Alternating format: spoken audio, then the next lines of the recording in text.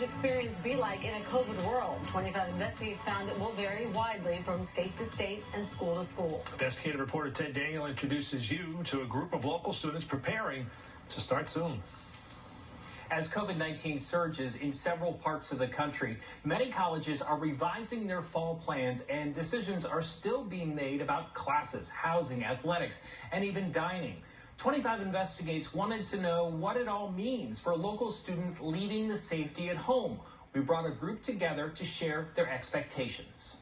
I'm now in college at Southern Connecticut State University. 8 students from the greater Boston area. Can you tell me a little bit about your situation? I go to Towson University, and that school's in Baltimore, Maryland. 6 will be heading off to college. Did you or your parents ever say, hey, it may not be worth the money and we should wait till COVID's over? My mom is not really big on this whole thing, going to school during COVID.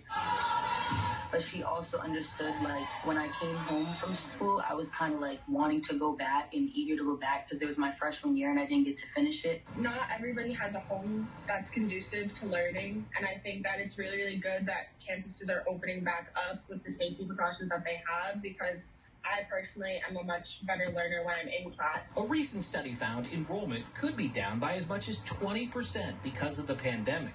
Anthony Morales from Boston University says 2 of his friends are taking the year off. I asked them what their reasoning was, and they were just I'm not going to pay all this money to go and be isolated and not be able to enjoy college life. 25 Investigates found life will be different for each student depending on the college they attend. Gina Lombard will be a freshman at Oberlin in Ohio. Our plan is to de-densify campus by not having one grade on campus at a time. So in the fall, the juniors won't be on campus. In the spring, sophomores won't be on campus. Everyone gets singles, and that's kind of how they want to ensure safety on campus. You're going to be isolated. Jakai Doughton will be back in Baltimore, where he's a Division I basketball player. If you're living on campus in your dormitory, you're not going to be able to have any visitors. So you can't have any friends over, you can't have any company. Sola Asanubi is heading to Loyola University in Maryland. We have to wear a mask every single time we are in the dorm. I believe seniors and juniors will not be on campus, and sophomores will be put into apartments off campus. Most colleges will test students for COVID-19, but testing strategies vary widely depending on the school. Learning will either be remote or in a modified classroom that allows for distancing.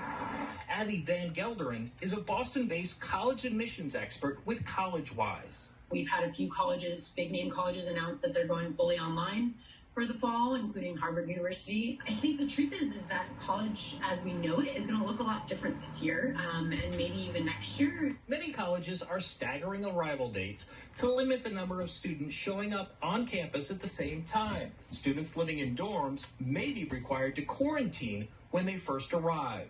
Self-discipline will continue to be a key to success. And this year, the ability to adapt to change will be as important as ever. It really is quite obnoxious that this happened right now, but none of us can control that. We plan on following this group of students to track their experiences. Several have athletic scholarships. On Monday, 25 Investigates will look at what the pandemic means for student athletes, including high school students hoping to win a college athletic scholarship. For 25 Investigates, I'm Ted Daniel.